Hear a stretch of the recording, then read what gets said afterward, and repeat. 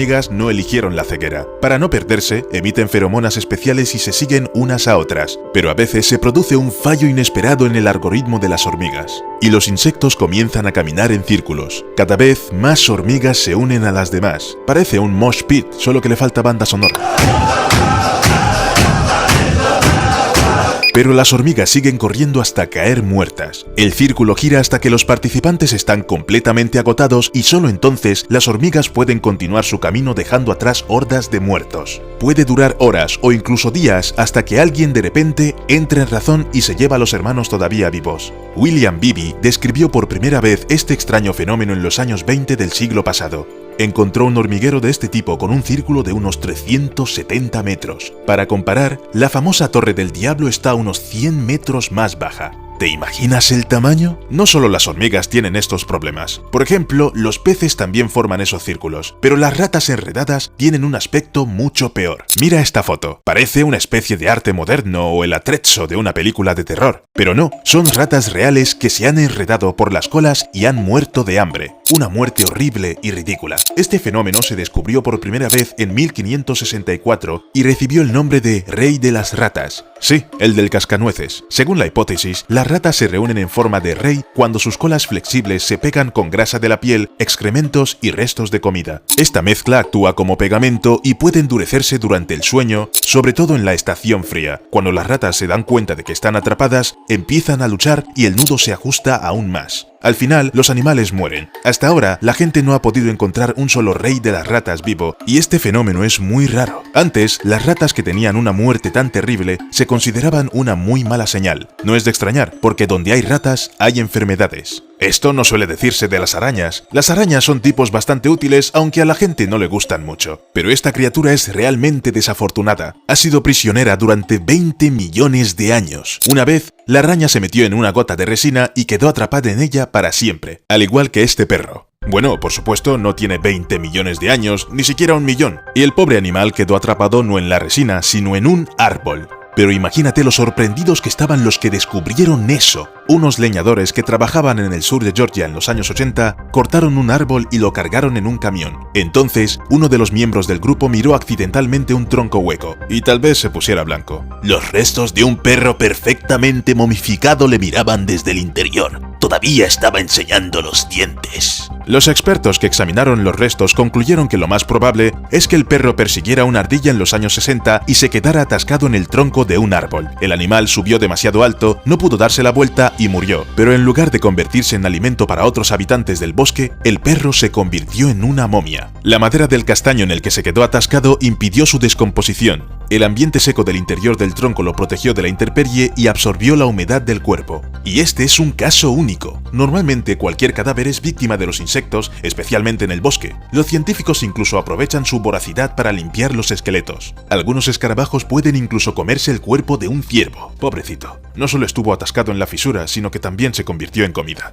Pero no neguemos el hecho evidente. Los escarabajos hicieron un gran trabajo. Solo mira eso. Los huesos están perfectamente limpios. Sin embargo, un ciervo puede tener una segunda vida. No literalmente, por supuesto, nada de nigromancia. Pero al menos una persona incluiría con gusto al pobre ciervo en su colección. Bueno, parcialmente.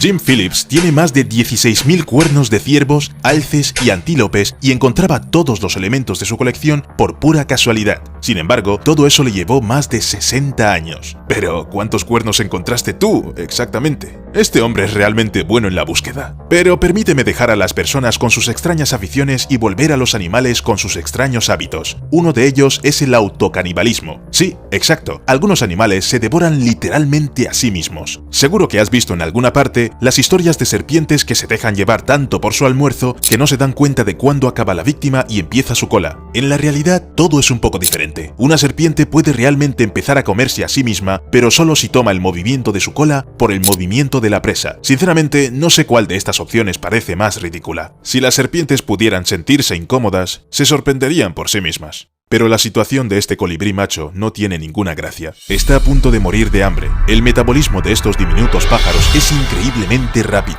Solo 2 horas sin néctar son suficientes para matar a un colibrí. Algunos de ellos tienen que recoger comida de 2000 flores cada día solo para sobrevivir. Ahora la vida de los pájaros no parece tan libre, ¿verdad? Y el metabolismo no es el único problema. La lluvia más ordinaria se convierte en un bombardeo para un colibrí.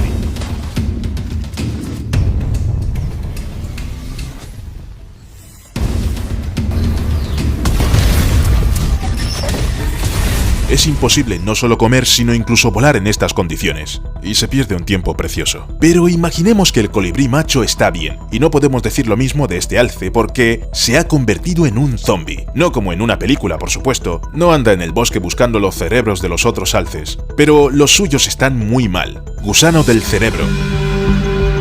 It's classic brainworm symptom right there. Los ciervos cola blanca llevan este tipo de parásitos y no sufren mucho por este hecho, pero en cuanto el gusano del cerebro está en el cuerpo del alce, se dirige, sí, directamente al cerebro. El gusano hace un túnel directamente en la cabeza del desafortunado animal, causando un gran daño neurológico. De hecho, el alce se convierte en un zombie andante solo por haber contraído el parásito, y entonces muere. Una muerte terrible para cualquier criatura viva.